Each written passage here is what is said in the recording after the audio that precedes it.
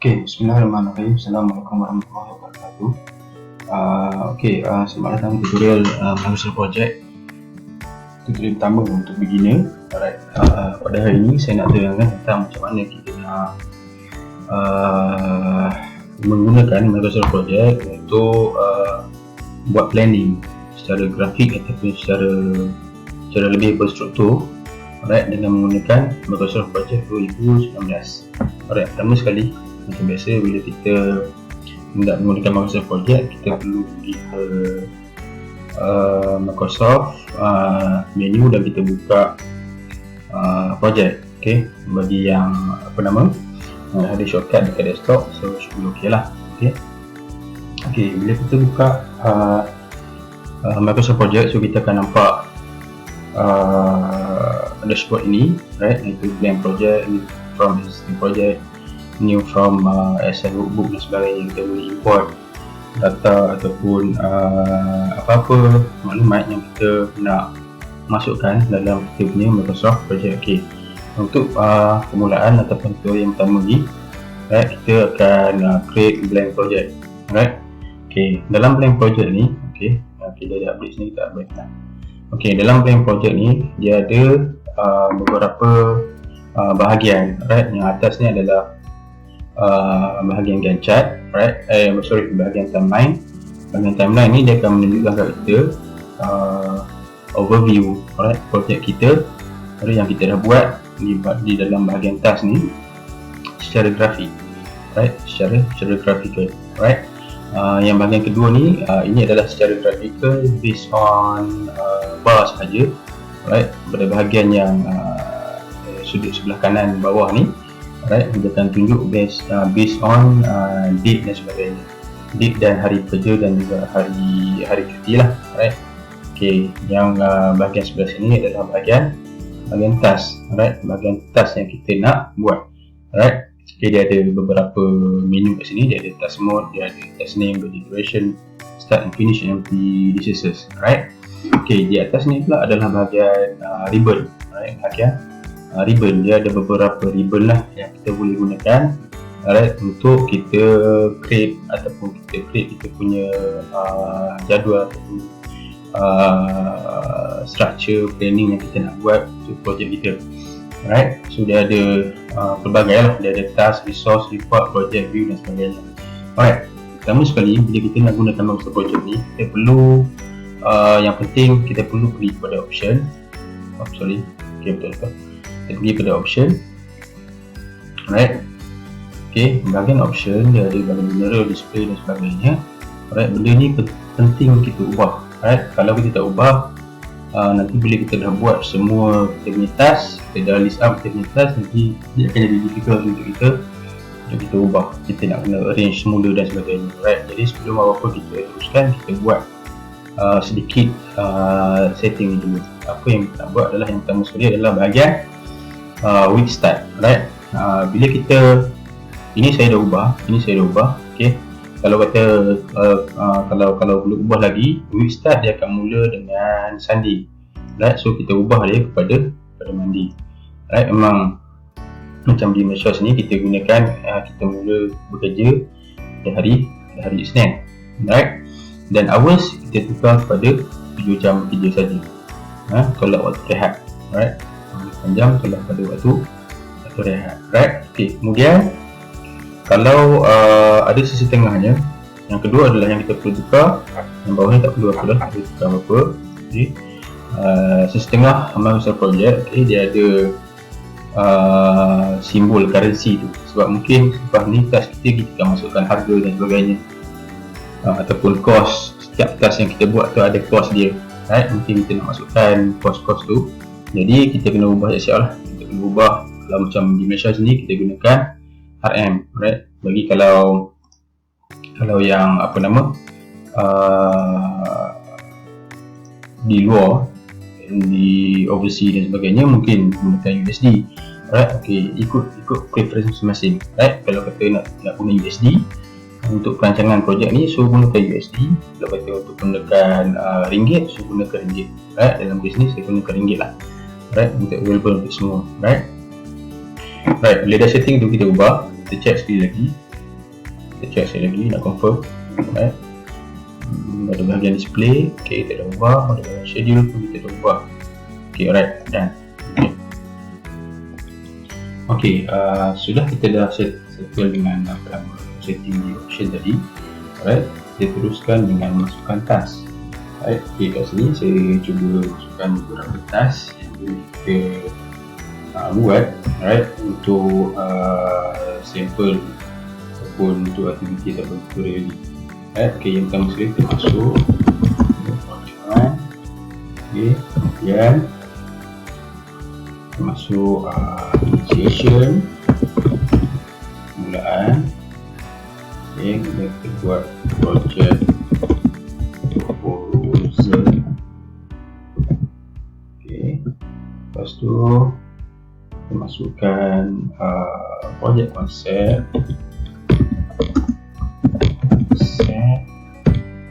Kemudian project scope, project objective. Lepas tu kita masukkan research. Masuk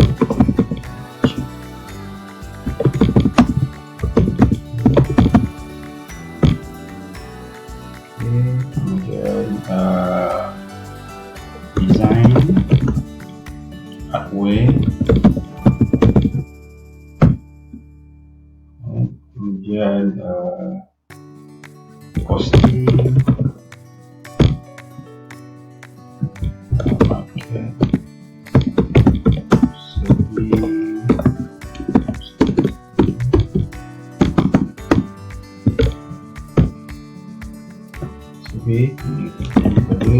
execution,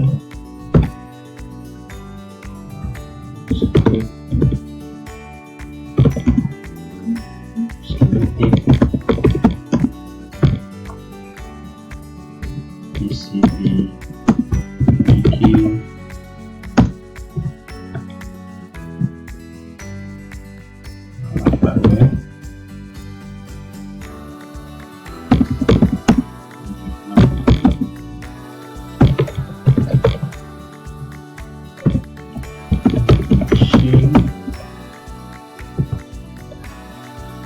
masukkan apa ya, test skirt juga hardware and software, dan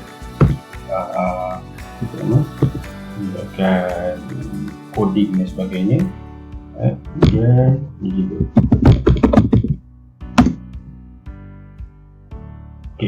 Okey, setelah kita selesai untuk listkan task yang kita nak buat dalam projek ini, alright, kita terus sebab setiap projek dia ada kategori dia sendiri.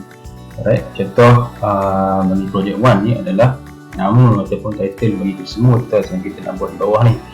Alright, jadi kita nak setiap task ni berada dalam identification dia sendiri. Okey, jadi kita kena indentkan benda. Okey, caranya adalah kita highlightkan. Sekejap ya, kita close dulu. Kita close timeline dulu sebab bila kita tak close timeline ni dia jadi macam ruangan jadi sempit. Jadi kita buka yang lebih luas sikit, right? Okey, kita highlightkan. Okey, kita indentkan benda ni semua ni termasuk ke dalam projek ni. Jadi kita pergi kepada bahagian task, right? Ada indent task kat sini, alright, so kita indentkan dia. Okey, jadi dia akan ada maknanya semua step-step ni akan berada di dalam projek 1, right? Okey, lepas tu bolehlah kita buat sub untuk setiap sub-task untuk setiap projek yang kita nak buat. Untuk projek yang kita nak buat, contoh kat sini, alright, initiation ni adalah permulaan, alright, dia adalah permulaan. Bila kita nak buat projek, apa yang kita nak buat pertama sekali adalah projek proposal, right? Jadi projek proposal apa? Projek proposal kandung semua ni lah, right? Projek proposal, projek konsep, projek scope dan juga projek objektif, right? Andai kata ada lagi yang perlu ditambah lah. Ini adalah contoh saja. Jadi kita nak masukkan projek proposal, konsep, skop dan juga objektif ke dalam initiation. Alright, permulaan. Okay, yang ni yang kita buat dulu. Alright, okay. So, kita masukkan dalam initiation. Alright, jadi projek ni akan berada dalam initiation, permulaan projek. Alright, okay. Kemudian research. Contoh kat sini research. Okay, research apa benda yang kita nak masukkan dalam research? Okay, kat sini kita ada literature review, design hardware, costing dan juga market survey. So, ini semua adalah bahagian research. Alright, jadi kita highlightkan. Okay, dan kita indentkan dia. Alright, jadi dia akan berada di dalam bahagian research. Okay, kemudian execution. Right, execution adalah pelaksanaan. Right, pelaksanaan. Okay, so schematic kita akan buat schematic, kita buat PCB making, kita akan buat hardware development. Right, ini 3 step ni ataupun 3 task ni berada di bawah execution, pelaksanaan. Right, so jadi kita highlightkan, kita indentkan dia. Okay, termasuklah sama juga macam finishing. Right, finishing kalau ada lagi step-step ataupun task yang nak dibuat, nak ditambah, so kita masukkan ke dalam bahagian finishing. Macam saya ni saya letakkan hanya satu je lah. Kalau ada apa lagi, contoh kalau finishing, contoh ada closing meeting dan sebagainya, so kita tambah je lah task kat sini. Alright, ataupun kat sini kita letak lagi satu, presentation. Okay, presentation. Right, so dua benda ni, dua item ni, dua subtask ni kita boleh masukkan pada bahagian finishing. Right, jadi okay, jadi dia nampak lebih tersusun. Right, okay, right. Kemudian okay, alright, setelah tu kita dah masukkan semua task ni. Right, kita nak masukkan dia punya duration. Right, new duration. Right, okay. Project proposal. Alright, untuk initiation bisa kata contoh, untuk initiation kita perlukan let's say kita buat 2 weeks. Kita buat 2 weeks. Okay, kita buat 2 weeks.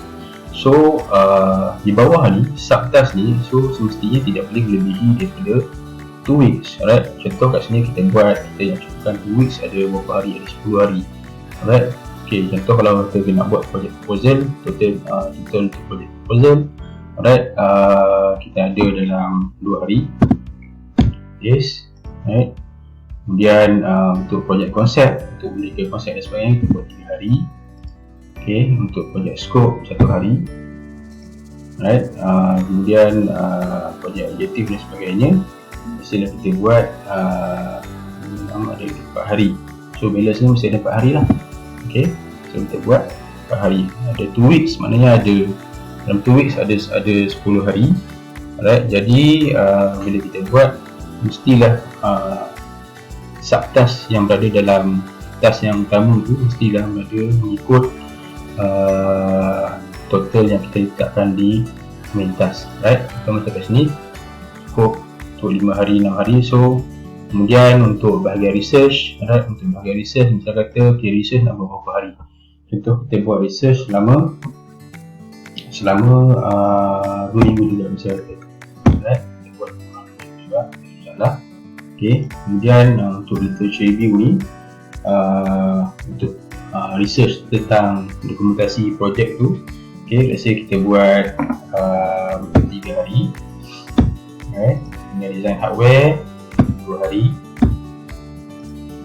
Right, kemudian costing kita buat 2. Okay, PCB kita buat 3.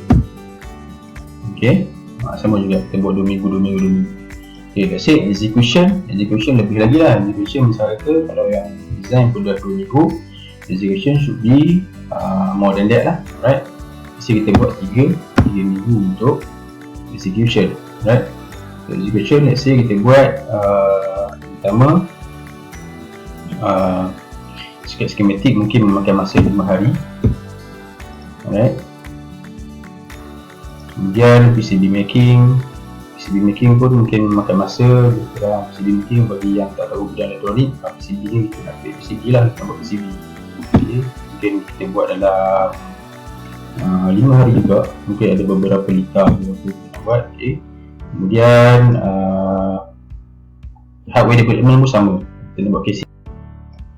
Okey, selepas tu kita dah set 5 hari. Okey, kita pergi kepada bahagian finishing. Finishing kita ada 2 item, kita ada 2 subtask, iaitu testing dan implementation. Nak testing mungkin mengambil lebih masa banyak hari juga mungkin, tapi tak boleh lebih banyak sangat lah. Right, so mungkin kita makan masa dalam 1 minggu.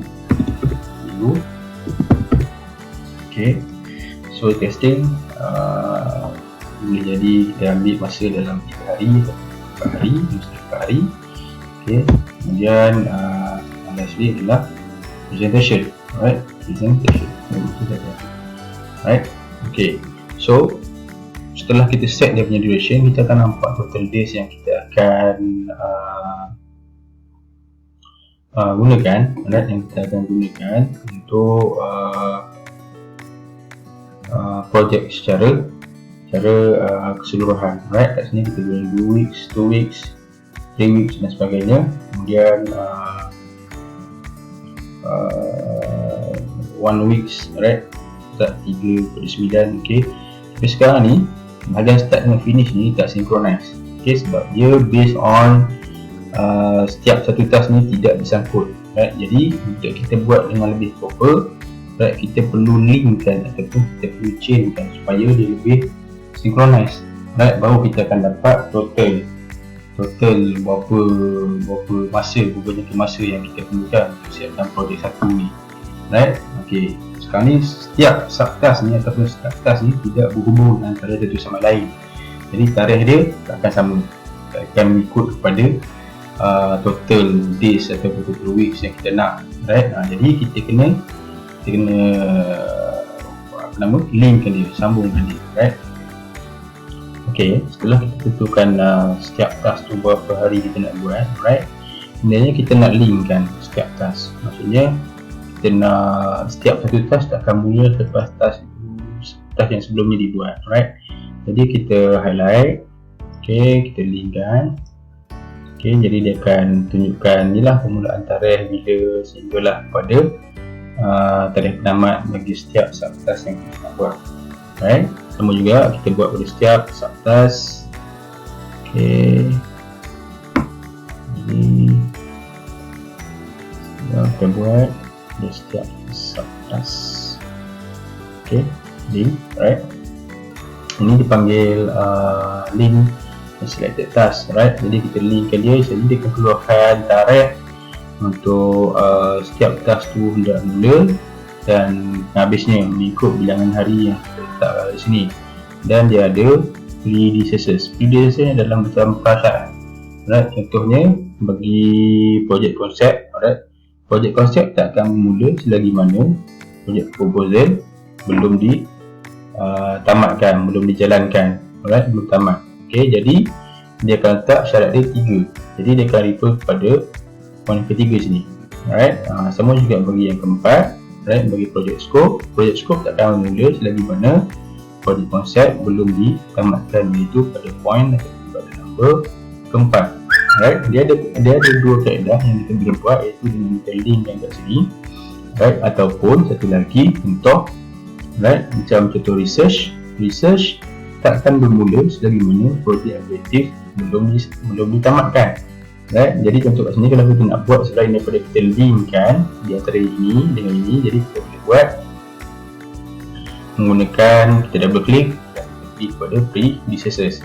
Right, jadi kat sini kita ambil, okay, kita tengok dekat mana. Macam untuk projek research, kita akan bermula selepas projek objektif. Jadi projek objektif berada pada poin ke-6. Jadi kita masukkan 6. Right, jadi dengan keluar poin projek objektif, maksud dia projek research akan bermula selagi mana projek objektif belum selesai. Alright, okay. Jadi kalau untuk kat sini, jadi kita ini kita setkan secara manual. Ini kita setkan secara manual. Jadi kita akan nampak setiap task tu bermula daripada tarikh yang sama. Right, setiap apa nama subtask tu bermula dari tarikh yang sama. Jadi dia punya display kat sini, timeline kat sini, okay, nampak pelik sikit, right, sebab dia bermula daripada tarikh yang sama. Jadi macam mana kita nak buat supaya dia mengikut tarikh dia, ikut sequence dia, right. Jadi kalau kita buat secara manual, jadi kita kena setkan setiap satu lah. Alright, kalau macam ni kita kena setkan, contoh macam ni tamat 15 hari bulan. Jadi should be kat sini bermulanya adalah Monday 16 hari bulan. Right, bermula pada 16 hari bulan di sini. Right, itu kita kena setkan secara manual. Jadi untuk memudahkan, right, kita setkan semuanya secara auto. Kita setkan semuanya secara auto. Kat sini kita ada mode, right, manually schedule dan juga auto schedule. Right, jadi kita setkan semuanya kepada auto schedule. Right, kat sini bersuka. Kita highlightkan semua, tak boleh kita buat satu. Okay, yang ni sama jugalah, kita kena buat satu-satu.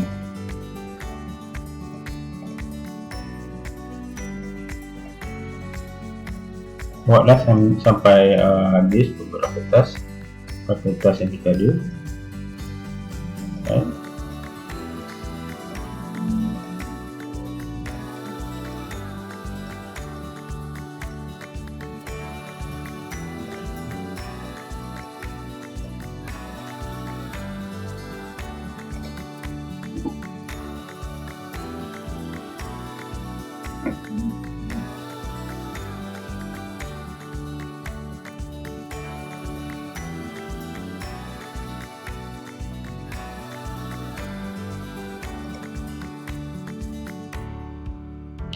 Okay, jadi kita nampak yang daripada yang atas ni, untuk dua subtask initiation dengan research berada dalam flow yang cantik.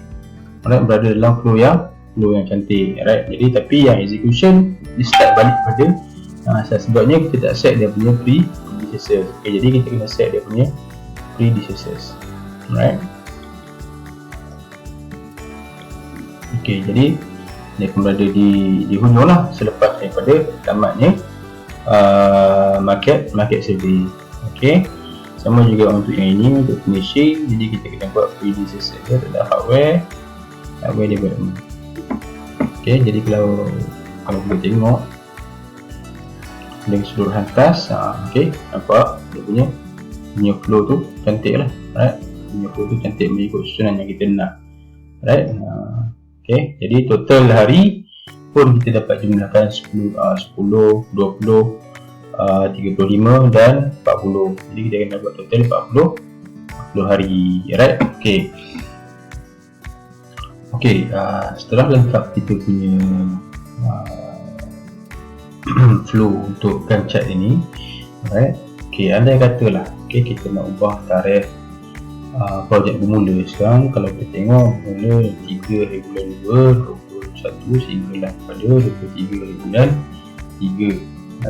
Itu andai kata kita nak ubah, macam mana kita nak ubah? Adakah kita kena ubah secara manual sini, kemudian kita akan di-arrange balik semuanya? Tak perlu. Right, kita hanya perlu pergi kepada bahagian tab ini, right, di mana kita perlu pergi kepada bahagian project dan kita pergi kepada ribbon move project. Alright, move project ni adalah untuk adjust start and finish date of all tasks based on the new project start date. Alright, jadi kita set sekali saja dan dia akan ubah secara automatik. Right, bisa kata sekarang ni 3 hari bulan 2 dan say lah kita nak ubah kepada hari Isnin 8 hari bulan Mac.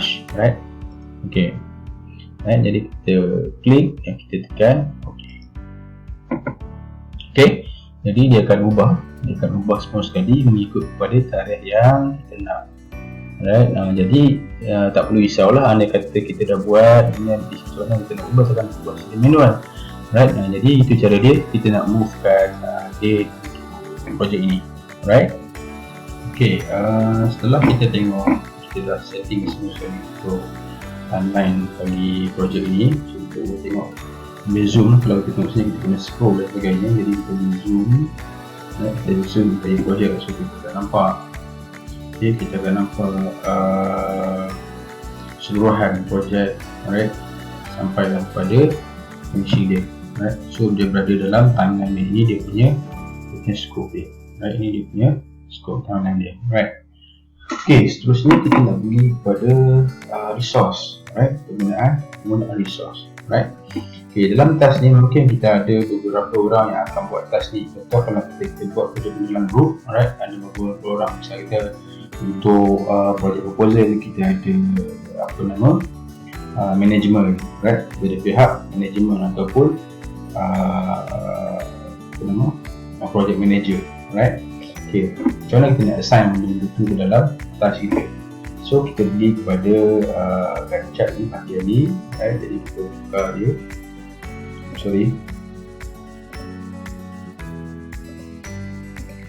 pergi pada task, right? Jadi pergi pada task, kita pergi kepada resource sheets, right? Resource sheet contohnya kita ada yang pertama sekali adalah kita bagi blank diagram kat sini, right? Kita kena masukkan lah, right?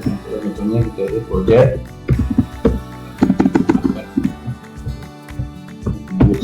buat project manager 1, contohnya lah project manager. Okay. Kemudian apa lagi kita ada? Okay, kita tengok task kita balik, kita ada project manager dan kita ada admin, right? Untuk design scope project dan sebagainya, untuk buat project detail sebagainya kita ada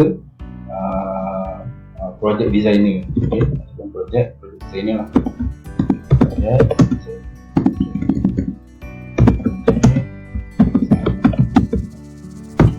Ini terpulang pada masing-masing lah, tengok atas satu projek yang kita nak buat, right? Kemudian kita ada bahagian research. Okay, bahagian research tadi kita nak guna apa? Kita nak nama research ni, research, right? Dan kita ada electronic engineer. Okay, kita ada mechanical.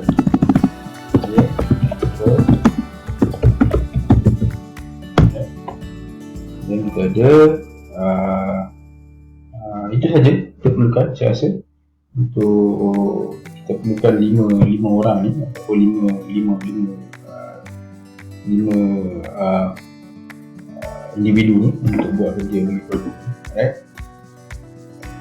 Ok, setelah kita siapkan semua individu yang terlibat ni, ok, jadi kita boleh balik kepada Gantt chart tadi, kita bagi kepada Gantt chart tadi. Ok, pada bahagian ini kita ada extra column, iaitu resource name, alright, resource name, right? Okay, resource name ni adalah yang tadilah yang buat untuk resource ni adalah sumber tenaga, yang dalam kes ni adalah tenaga yang kita nak gunakan atau apa yang kita nak gunakan, alright. Okay, untuk project proposal, okay, biasanya kalau project proposal ni dibuat oleh project manager, right? Jadi kita buka project manager, right? Jadi dia akan keluar kat sini dekat bahagian kita punya view Gantt chart ni dengan keluar project manager, kemudian masuklah sekali dengan project konsep juga project manager, right? Semua ni dibuat oleh project manager, saya rasa, kalau untuk dari segi design dan sebagainya, paperwork, right? Ini adalah project manager. Okay, kemudian bahagian research, right? Ini mungkin dibuat oleh research engineer, right? Research engineer. Okay, ini adalah the way kita nak assign role. Okay, dari segi cost mungkin project manager lah, okay, akan buat dari segi cost, right? Market survey mungkin dibuat oleh project designer. Okay, kemudian schematic ni bidang elektronik lah, jadi kita elektronik engineer, masuklah dengan PCB making yang juga adalah elektronik engineer. Kemudian hardware development, ini mechanical engineer lah. Okay, kemudian finishing testing, elektronik dan juga mechanical engineer. Di sini dua-dua dia terlibat, right? Jadi presentation dah sekali adalah should be project manager dan juga project designer, right? Ataupun mungkin semua, right? Mungkin semua akan terlibat. Okay, jadi kalau kita tengok pada keseluruhan chart kita, right, kita pergi pada view. Okay, tengok keseluruhan chart kita, okay, kita ada semua, okay, jadi semua yang terlibat akan berada di sini. Okay, nampak? Alright. Okay, seterusnya Okay, setelah kita assign semua resource yang kita ada pada setiap task untuk projek ini, alright, kemudian kita nak tentukan dia punya total cost, alright, total cost. Maksudnya total cost kat sini bukan dari segi bahan-bahan, tapi dari segi upah untuk setiap resource ataupun setiap person yang ada kat sini. Alright, kita ada 5 orang, iaitu project manager, research engineer, project designer, electronic engineer, mechanical engineer. Right, so 5 orang ni, setiap orang ni dia ada cost dia tersendiri. Right, okay, macam mana kita nak buat ni? Kita nak setkan source dia. Right, yang pertama adalah kita bagi balik kepada Gantt tadi. Right, dan kita kita pergi pada task. Okay, view, kita balik kepada resource sheet tadi. Right, so pada bahagian ni, standard rate ni, okay, kat sini yang kita akan letak, right, setiap cost bagi setiap individu. Contoh macam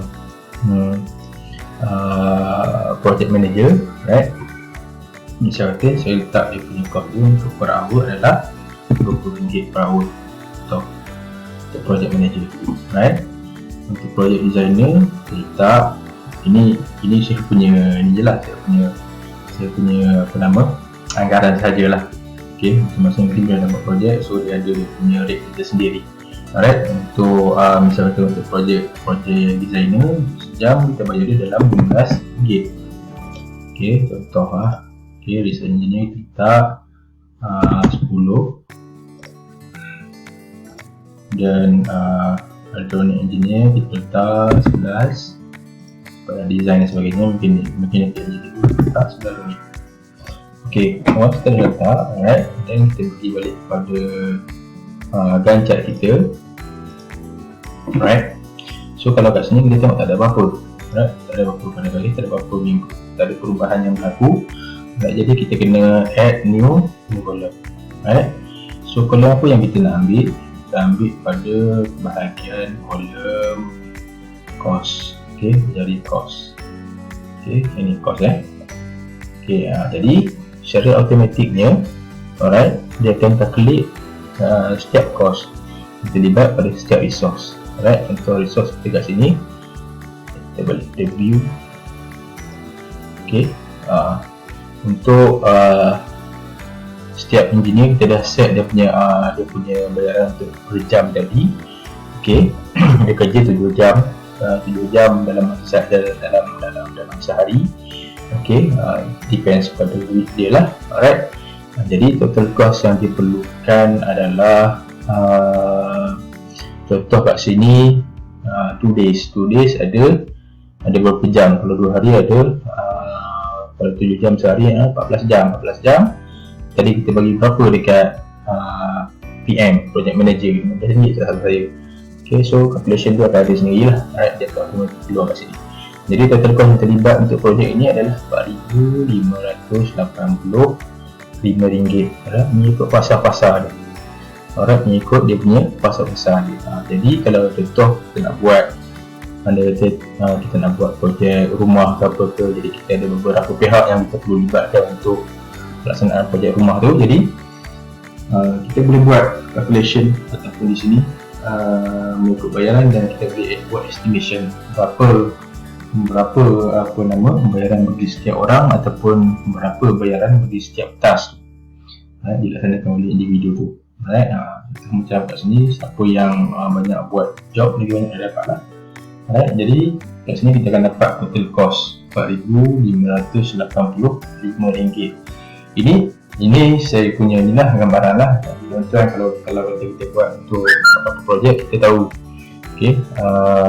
berapa sebenarnya anggaran yang diperlukan untuk setiap task yang akan dibuat. Okay, setelah kita dapat semua gambaran, right, untuk dari segi cost dan sebagainya, right, kita nak pergi kepada part seterusnya, iaitu report. Pada bahagian report. Report, kita pergi kepada tab report, right, dan kita pergi kepada dashboard. Dia ada beberapa dashboard yang dia boleh tunjukkan di sini. Alright, pertama sekali mungkin kita nak tengok pada bahagian cost overview. Alright, jadi kat sini dia akan tunjukkan secara keseluruhan Alright, secara keseluruhan cost overview projek kita start daripada 8 bulan sehingga pada 3 bulan 4, total cost yang terlibat. Alright, total cost yang terlibat. Alright, dan juga apa nama dia punya ni lah, status cost. Alright, ini baru cost, belum lagi completion. Alright, nanti kalau dah completion mungkin kita boleh buat lebih menarik lagi lah. Alright, bila kita tahu berapa persen dah complete dan sebagainya, nanti kita akan masuk bab yang akan datang lah. Alright, okay. Lagi mungkin kita boleh tengok project overview. Nanti overview masih kosong lagi lah. Alright, kita tengok pada work overview. Overview kita akan dapat tengok hours. Alright, hours bagi setiap anggaran hours setiap individu ataupun setiap person ataupun resource kita bekerja. Contoh kat sini work overview, right? Macam contoh macam mechanical engineer ni, right? Dia punya total hours dia adalah lebih kurang dalam 60 hours. So siapa yang lebih dalam projek ni, kita boleh nampak gambaran siapa yang lebih hours dia lebih banyak. Dalam kes ni kita tengok electronic engineer lah, lebih banyak hours bekerjanya. Alright, termasuk dengan project manager, project designer, design engineer dan mechanical engineer. Right, electronic engineer banyak pasal dia dari design PCB dan sebagainya, dan dia buat schematic dan sebagainya. Alright, jadi reportnya setakat untuk permulaan ataupun apa nama untuk setakat yang kita buat sekarang ni, belum ada progress projek tu. Jadi ini adalah anggaran, ini adalah anggaran. Alright, okay. Project overview dan sebagainya. Rundown ni adalah total hours lah, total hours, remaining baseline hours dan sebagainya. Alright. Okay, setelah kita tengok kita dapat report chart, right? Okay, kita pergi pada bahagian untuk kita nak create baseline. Baseline ni adalah reference, right? Baseline ni adalah reference bagi kita yang buat training task ni, alright, untuk kita monitor, alright, untuk kita monitor projek ni secara keseluruhan. Alright, macam mana kita nak buat baseline? Alright, yang pertama sekali adalah kita pergi pada bahagian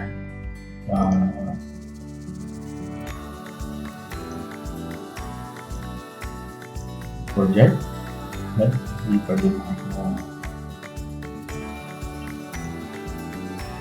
pergi pada bahagian project, dan kita setkan baseline.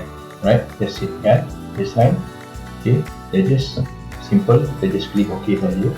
Kita create baseline itu semua. Okay, kita nampak apa perubahan lagi kat sini. Right, dia masih dalam keadaan blue bar ataupun blue sky bar kat sini.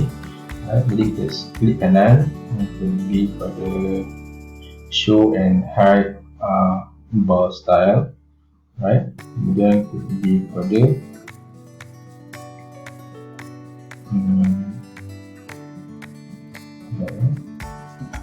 kita pergi pada baseline. Kita ambil baseline last save on Thursday hari ni. Klik dia dah keluar baseline. Right, baseline ni kita akan set apabila progress report dia akan berlaku. Jadi baseline ni adalah sebagai indikator untuk show how many percent project telah dalam jalan ataupun setiap test tu telah dalam jalan. Maknanya setiap baseline ni mewakili setiap task yang kita akan laksanakan. Okey, sekarang bila kita dah set semua baseline yang kita buat tadi, alright, okay, kita nak cuba ataupun kita nak test, tengok macam mana baseline ni bekerja. Alright, okay, yang pertama sekali contoh kita pergi pada bahagian project proposal, kita pergi pada subtask project proposal. Alright, kita contoh kat sini project proposal contohnya dah siap. Alright, kita marking kat sini, kita gunakan apa nama mark. Alright, mark pada bahagian ni ada 0%, ada 25%, ada 50%, ada 70%, dan juga ada 100%. Alright. Dan ni kita akan makin secara automatically lah based on range yang ada kat sini. Dan kita boleh juga mark secara manual. Nanti saya akan tunjukkan. Contoh kat sini kita buat 100%. Okay, kelepasan dekat bahagian ni dia ada perubahan. Alright. Dia ada perubahan pada bar ni, akan lebih darkest, dia punya dark tu akan lebih gelap. Okay, dan kat sini dia akan show complete 100%. Okay, contoh lagi kat sini kita ambil, biasalah kita buat 100%, kita buat 100%. Okay, ni dah siap, objektif semua dah siap. Okay, kemudian mungkin lecture review kita boleh buat mungkin 100% lagi. Okay, tapi saya nak tunjukkan dengan cara yang berbeza. Kita double klik, alright, kita pergi pada bahagian general, dan pada bahagian bawah ni, alright, boleh nampak dia punya percentage complete. Alright, okay, kat sini kita boleh buat menjadi 50%. Alright, 50%. Alright. Jadi kita akan nampak perbezaan di sini pada bahagian literature review. Right, dia akan showkan, dia akan tunjuk darkest apa nama bar tu akan menjadi lebih gelap pada separuh. Right, jadi kalau contoh kat sini kita buat secara auto, okay, akan show benda sama lah. Okay, tapi once sebab dia adalah kita buat link kat sini, jadi dia adalah predecessor untuk next class design hardware. Jadi yang ni kita tak boleh nak apa nama, tak boleh teruskan lagi lah. Right, jadi make sure yang ini dah 100%, jadi kita ubah semula. Biasa lah kita ambil 100%. Okay, yang ni kita ambil 100%, yang ni kita ada buat 100%. Basically kita buat 100%. Right, contoh dekat PCB schematic ni kita buat 50% ataupun 25%. Right, jadi kita akan nampak perubahan guys. Okay, kita akan nampak perubahan di sini. Kita boleh klik, kita boleh just hover di atas baseline tu, kita akan nampak apa nama percentage ataupun ya.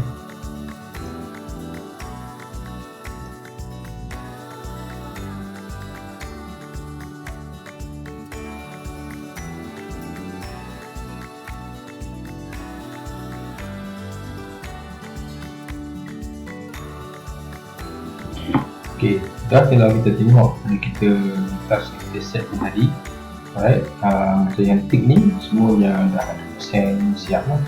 Alright, okay, ini adalah ni kita akan nampak pada bahagian baseline ni. Jadi kalau kita tengok lebih detail pada view, alright, kita tengok pada bahagian tracking gain. Alright,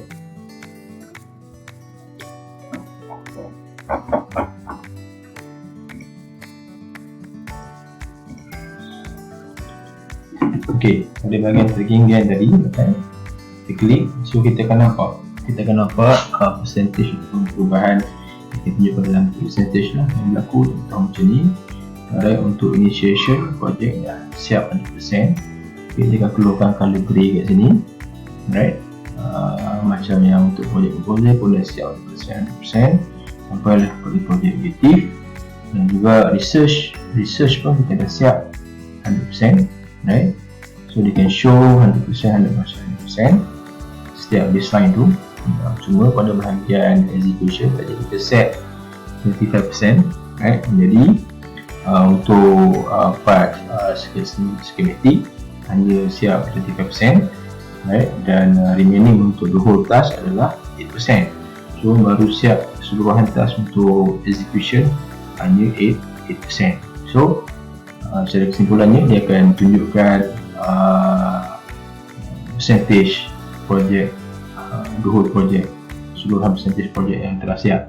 Right, kita tengok kat atas ni, bahagian atas ni percentage project yang telah siap setakat sehingga research hanya 53%. Jadi kat sini kita boleh track, right, kita boleh track percentage ataupun progress project yang telah siap. Okey, setelah kita dapatkan apa nama baseline dan juga percentage untuk kita monitor, kita punya tracking project, saya lupa nak letak lagi satu, iaitu milestone. Milestone adalah pada setiap task ataupun time setiap task yang kita jangkakan untuk tamat. Alright. Okay, jadi kita set kepada auto. Syaratnya kita kena letak kosong lah. Alright. Jadi dia akan tunjukkan task keseluruhan sebelum tamat, tapi ini adalah dia demi batas ini, jadi kita kena buat apa? Kita kena buat pre-DCSS, right? Dia tentang pre-DCSS dia. Jadi dia akan finish lepas daripada presentation itu tamat. Jadi pre-DCSS dia adalah pada item ataupun subtask yang ke-18. Alright, jadi kita akan nampak tarikh kat situ. Alright, okay. Andai kata berlaku kelewatan ataupun delay dalam kita punya projek, macam mana kita nak ubah? Kita plan macam ni, tak semestinya kita plan akan berlaku. Alright, jadi macam mana kita nak ubah? Dengan menggunakan Microsoft Project ni, dia akan berubah secara automatik. Contoh pada benda schematic misalnya, alright, kita letak 5 days, mungkin kita delay sehingga 7 hari katakan. Alright, so di bahagian graphical timeline ni ataupun graphical Gantt chart ni, alright, kita akan nampak perubahan itu berlaku secara automatik. Alright, jadi yang ini adalah, yang bahagian bawah ini adalah baseline asal. Alright, yang bahagian bawah ni adalah baseline asal, suppose tarikh yang sepatutnya projek itu ataupun task itu disiapkan. Right? Jadi sebabkan dia lajak lebih 2 hari, jadi baseline ni pun akan berubah. Right? Baseline ni pun akan berubah pada yang bahagian grey ni. Right? Right? So yang lain pun akan turut berubah. Masuklah tarikh ni. Tarikh ni tadi berapa bulan saya tengok. Right? Ni akan berubah tambah 2 hari lah. Okay? Jadi bila kita dah siap kita punya baseline ni, kita ada masalah, kita nak ubah. Tapi ingat, dia kena buat secara berhati-hati, jangan kena kabut, jangan ubah sana, nanti kita lost. Jadi kita kena buat dengan proper. Okay, jadi setakat itu sahaja untuk tutorial pertama bagi Microsoft Project 2019. Right. InsyaAllah kita akan jumpa lagi pada sesi-sesi video tutorial yang akan datang. Right, okay, terima kasih. Assalamualaikum.